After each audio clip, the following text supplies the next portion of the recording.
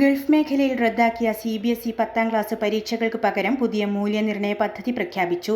വിദ്യാർത്ഥികൾ ഇതിനകം എഴുതിയ പരീക്ഷകളുടെ മാർക്കിന്റെ ശരാശരി കണക്കായിരിക്കും ഫലം നിശ്ചയിക്കുക.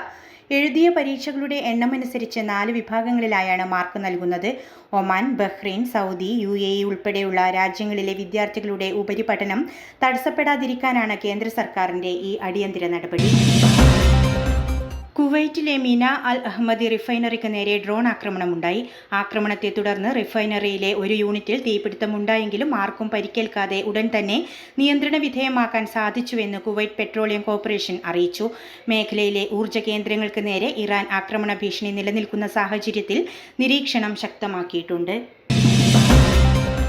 SNDP യോഗം ജനറൽ സെക്രട്ടറി സ്ഥാനത്ത് നിന്നും വെള്ളാപ്പള്ളി നടേശനെ അയോഗ്യനാക്കിയ സിംഗിൾ ബെഞ്ച് ഉത്തരവ് സ്റ്റേ ചെയ്യണമെന്ന ആവശ്യം ഹൈക്കോടതി ഡിവിഷൻ ബെഞ്ച് തള്ളി.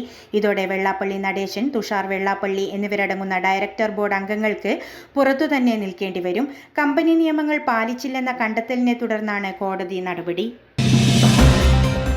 K. സുധാകരൻ കണ്ണൂരിൽ സ്ഥാനാർത്ഥിയാകാൻ സമ്മർദ്ദം ചെലുത്തുന്നുവെന്ന വാർത്തകൾ അടിസ്ഥാനരഹിതമാണെന്ന് കോൺഗ്രസ് നേതാവ് രാജ്മോഹൻ ഉണ്ണിത്താൻ. കേന്ദ്ര തിരഞ്ഞെടുപ്പ് സമിതി അന്തിമമാക്കിയ പട്ടികയിൽ മാറ്റം വരുമെന്ന് കരുതുന്നില്ലെന്ന് അദ്ദേഹം മാധ്യമങ്ങളോട് പറഞ്ഞു. ചാനലുകളിൽ വരുന്ന വാർത്തകൾ വെറും അഭ്യൂഹങ്ങൾ മാത്രമാണെന്നും അദ്ദേഹം പറഞ്ഞു. ഡോക്ടർ വന്ദന ദാസ് കൊലക്കേസിൽ പ്രതി സന്ദീപിനുള്ള ശിക്ഷാവിധി പ്രഖ്യാപിക്കുന്നത് കൊല്ലം അഡീഷണൽ സെഷൻസ് കോടതി ശനിയാഴ്ചത്തേക്ക് മാറ്റി.